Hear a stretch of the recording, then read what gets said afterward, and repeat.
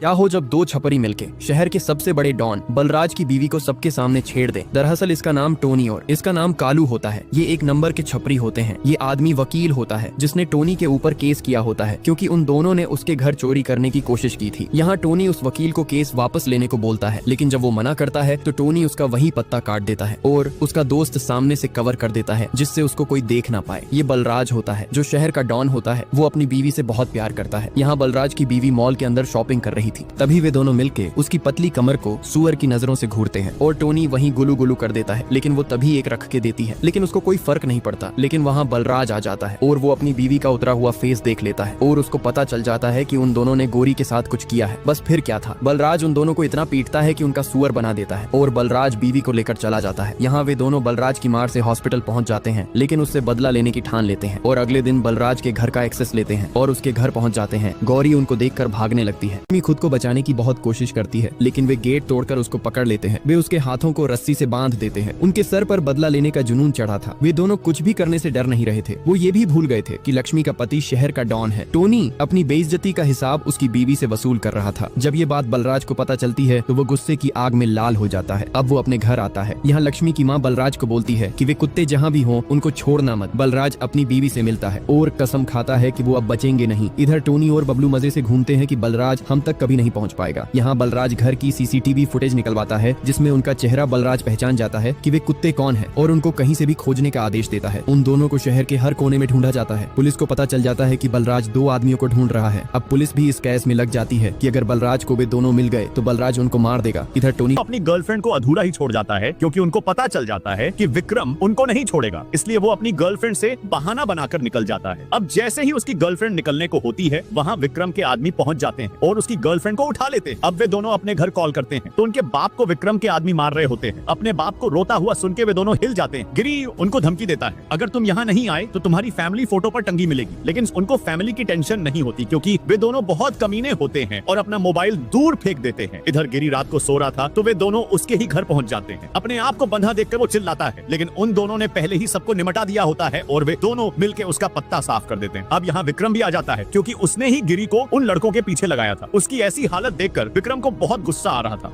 अब वो जैसे ही वहाँ से निकलता है तो आगे जाकर उसको कुछ डाउट होता है, इसलिए गिरी अपनी गाड़ी रोक देता है। तभी उसके ऊपर गोलियां चलने लगती हैं, लेकिन उसके देखने पर वहाँ कोई नहीं होता है क्योंकि गिरी बहुत हिम्मत वाला होता है। वो बाहर आके देखता है तो तभी उसको एक गोली लग जाती है क्योंकि वो भी एक डॉन होता है, इसलिए तभी अपनी गन लोड करता है और उनका सामना करने के लिए तैयार हो जाता है। लेकिन वे दोनों छपरी वहाँ से भाग लेते हैं। गिरी उनके पीछे ही होता है। उसने कसम खाई थी कि वो अपनी बीवी की इज्जत का बदला लेकर रहेगा। गिरी अपनी गाड़ी उनकी बाइक में घुसाने ही वाला था, लेकिन वे दोनों सड़क छाप उसको चकमा देकर आगे निकल जाते हैं। अब उन दोनों छपरी को लगता है कि गिरी मर गया है, इसलिए वे बेफिक्र हो जाते हैं। लेकिन गिरी तभी उनके सामने पहुंच जाता है और उन दोनों की फट के हाथ में आ जाती है। गिरी अपनी कार उनके पिछवाड़े में घुसाने को तैयार था और तभी अपनी गाड़ी आगे लगा देता है जिससे वे दोनों टकरा जाते हैं और पानी में गिर जाते हैं। क्या वे बच पाएंगे?